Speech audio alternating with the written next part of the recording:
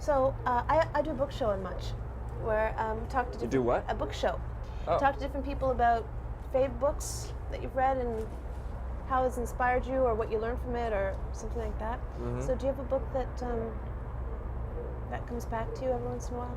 Yeah, well, I've read Perfume by Patrick Susskind about 10 times in my life, and I can't stop reading it. It's like something that's just stationary in my pocket all the time. It just doesn't leave me, and every time I'm bored, like I'm on an airplane or something, I read it over and over again.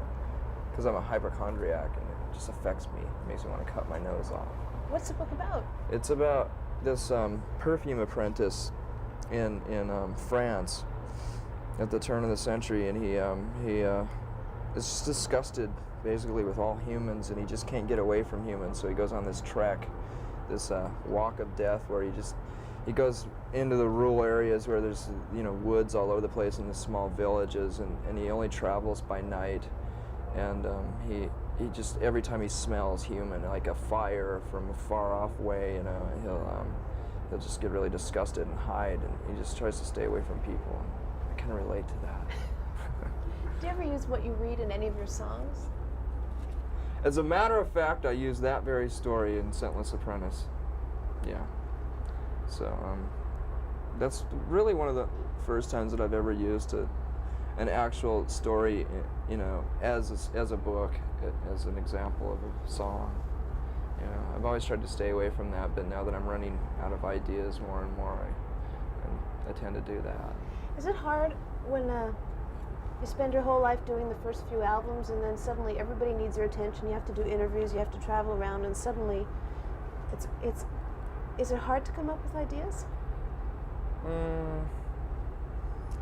I don't know. I've just noticed that people expect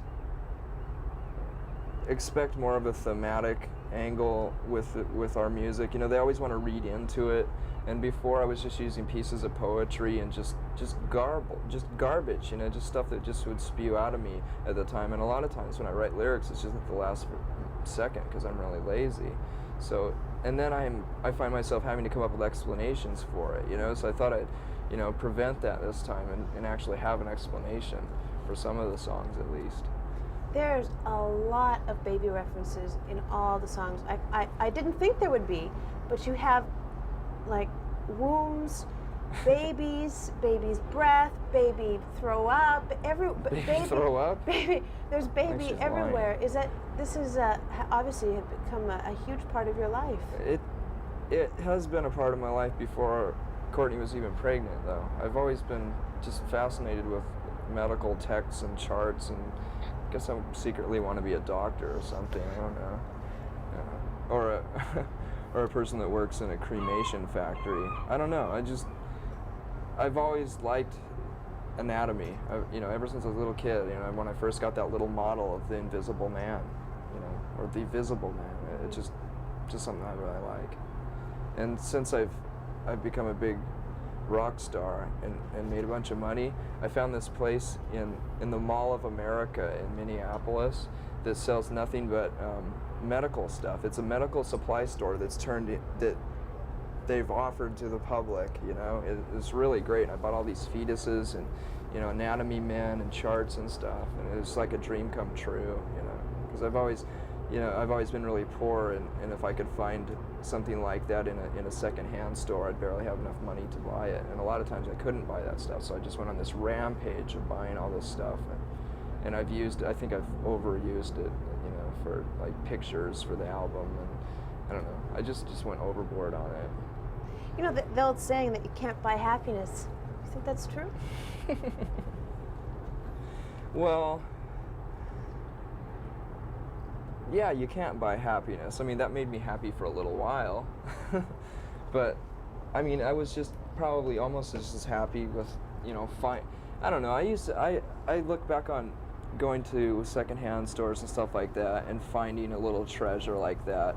And that actually meant more to me because it was more of a stab in the dark in a way, because you didn't know if you're going to be able to afford it, and you don't know what you're really looking for, and when you find it, it's more special to you rather than having $1,000 and going into a store like that and just buying the whole store. It's not as special. because you've achieved so much success, I mean, so quickly, so surprisingly, you've had a baby, you're married. What excites you now? My baby, my marriage. I don't know. I still like playing too. Yeah. I mean, Chris and Dave and I haven't changed at all. I mean, believe it or not, we get along just as well as we ever did. You know, we're just as the same passive aggressive people as we used to be. You know, we never fight. And when we're pissed off at each other, we just hold it under our breath and have respect for one another in that way. You know, it's just, it's easier to work that way, you know, because we have a mission, I guess. How do you personally cope with having relationships, private relationships that are always being scrutinized publicly? It must be really difficult. Well, it is, but I mean, I still have a lot of the same friends that I used to have, so they don't seem to mind, and that isn't ever really exposed too much. You know, no one writes about how me and my friend Dylan walked down the street and, you know, did whatever, but yeah, but they rip apart you and Courtney. They love to do that. Yeah, I don't know why, but you know, we're just I don't know. I guess like my ego could be talking right now and I could say, well, we're interesting people, you know, but I think we're just easy scapegoats. It's just, you know, it started with something and then, you know, people just pick up on it and carry it along and we turn into cartoon characters, and there's nothing I can do about it really, you know. I can threaten to sue and, you know, try to you know, bring up libel laws and stuff like that to people that write shit like that about us, but, you know, if you've ever looked into that, it's pretty much a lost cause. You have to have a lot of money to do that, and, you know, I could spend the money that I earned last year all on fighting the Vanity Fair piece, you know, and they'd end up winning because they have more money, you know, so. There's a magazine in Canada that incorporates itself for each issue, and then it goes bankrupt on each issue so that it could write whatever it wants and no one could ever sue them. Wow, that's a pretty smart thing to do. Yeah, yeah, it is. That kind of reminds me of how a lot of stations in the States got a hold of our new album, but it was like someone had anonymously sent them like 5th generation cassette copies of our new album, and in order for them to play it, they started on the weekend at 5 o'clock, like on Friday nights. That way they could play it throughout the rest of the weekend without having a council, you know, sue them. And I don't know, that's kind of smart, you know. It's free publicity for you anyway. Ultimately, the album's going to come out. That's true, but the thing is that there's been so much controversy about how bad the record sounds, you know, and how lo-fi it is. And to hear it like that compared to all the other songs that were on the radio that night, it really disgusted me, and it pissed me off because it sounded terrible. It sounded really, really bad. And then everyone that heard it that weekend is going to say, yeah, you're right. Okay, the stories are true. The Nirvana album really sucks, and I'm not going to buy it, you know. So it just kind of bothered me, but we took care of it. What'd you do? Well, I thought maybe we should hire a lawyer to stop them to do it. Then instead I just decided to hire a hitman. Pardon me? Nothing. Erase that. No, we just called them up on Monday and told them to stop. And they went, oh, okay. Well, our lawyer did that. Mm. Isn't that a weird world for you to suddenly have lawyers and like people who do stuff like that for you? Yeah. It's totally unnecessary too. If we weren't in this position, we wouldn't need lawyers, you know? It's total unnecessary, and we have to spend a lot of money just to protect ourselves all the time, and it's just stupid. When did that first hit you? When did you realize that you're going to need some people on your team to protect you from the vultures? Too late. You know, much after the fact, after we'd already been damaged to a point where it, you know, almost didn't do any good, you know. But I don't know, it was just a weird realization one day, you know. Wow, I have to, you know, and I can see how like rock and roll stars will all of a sudden, will almost compromise their music to make sure that they sell the same amount of records next year because they've spent all their money on lawyers and protecting themselves last year, you know. But I mean, we obviously haven't done that. I mean, I don't know, maybe you might not have noticed, but the record isn't as commercial as the last one, so we could never bring ourselves to do that, you know. I'd rather just laugh about it and. I was talking to Amy Mann, a girl from Till Tuesday. She was at her office just a couple days ago. She's on tour with the Kinks, and Ray Davies was in the office also. He came in before her. And I had mentioned to her that he was very nice, but really eccentric when I was talking to him, kind of nutty. And she said, well, you know, there's a lot of people who have been around the record business for those many years, and most of them are kind of nutty. It just, you know, it makes people nutty. Yeah. I mean, you're facing that. That's your future. Yeah, that's my future. Hopefully we'll put out Metal Machine music next year, you know. I don't know. Either I've accepted it or I've gone beyond insane to where I can deal with it emotionally. I really don't care.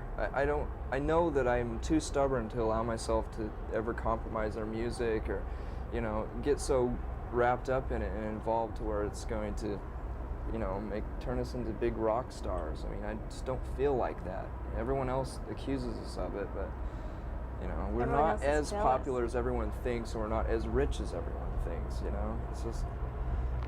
It's just, we've always had a good sense of humor. I don't think that's been translated very well, you know, but we'd rather laugh about it. Ha ha ha.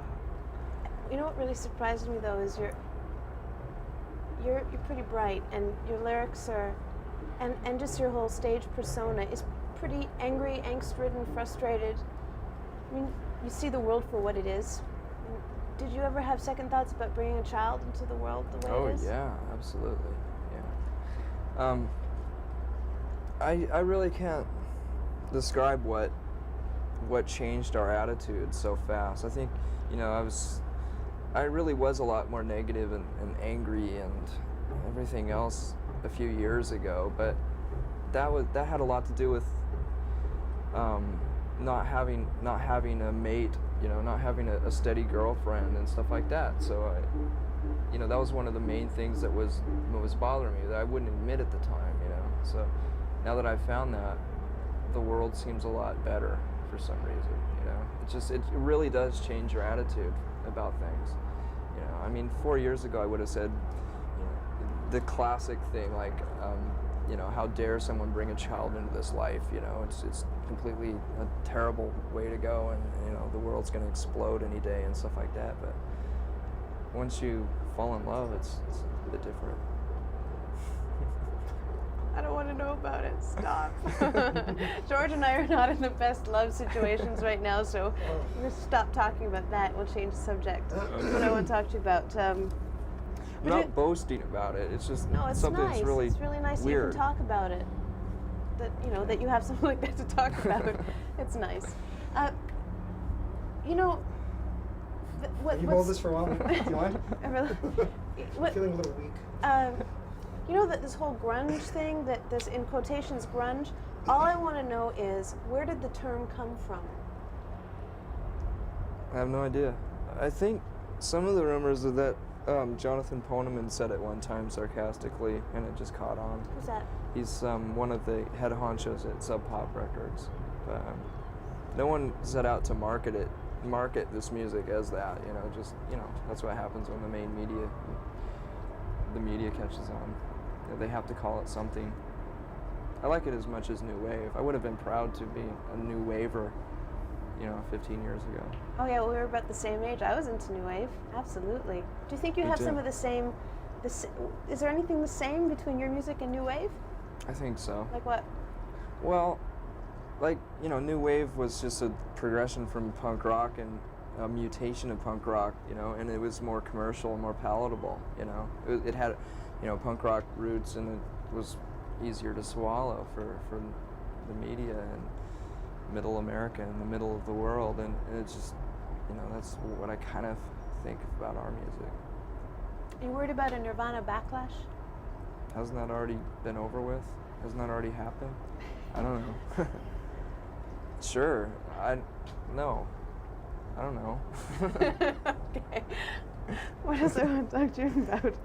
But we're getting more new wave as the days go by. I think we're going to reinvent new wave and bring back breakdancing. I'd really like to bring back new wave and breakdancing. You know, meld it to something. I don't know.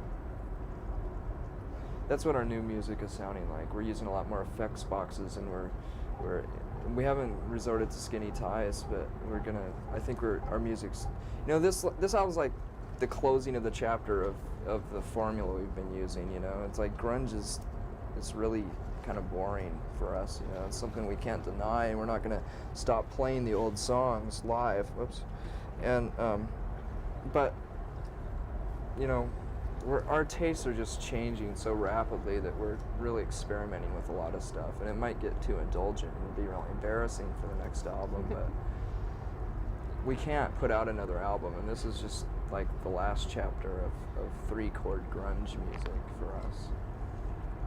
And it was an easy thing to do and a safe thing to do because we knew it's still popular, you know, but we had to get it out of our systems. How come you are so nice, and you seem so comfortable with yourself? Something must have really happened in the last couple of years. Is it just falling in love? No. What happened? I've always been a nice guy. Maybe you were afraid to show it before. How's that? Well, what? I don't know. You've never met me before. I never met you before, but I know that other people who have had the opportunity to interview, and they said, oh, he hates doing interviews. He's not going to want to talk about anything. Well, and I said, well, you know, whatever. Who knows? And you're just like exactly the opposite of. It just depends on what mood I'm in, really. Yeah, I'm kind of a moody person, and a lot of times when someone has had the chance to talk to me, I've probably been on tour, or I've probably gone through an exhausted time where I've talked about myself for hours and hours, and this week I haven't had to talk about myself very much, so Lucky probably me. more cooperative. I think one of the interesting things about Nirvana that you don't really talk about that much is that you're very concerned about sexism. I like that. That's good. So how do you make people aware of that problem? By writing songs as blunt as Rape Me. Having to resort to doing something like that is almost embarrassing because people didn't understand when we wrote a song like about a girl or Polly, and having to explain that and having misunderstandings about it, I decided to write Rape Me in a way that was just so blunt and obvious that it's like no one could deny it, you know, no one could read into it any other way, you know, although some people have actually, because some of the lyrics in it, some people have thought that maybe it has something to do with my disgust with the media and the way they've treated us and stuff like that, but it's not true.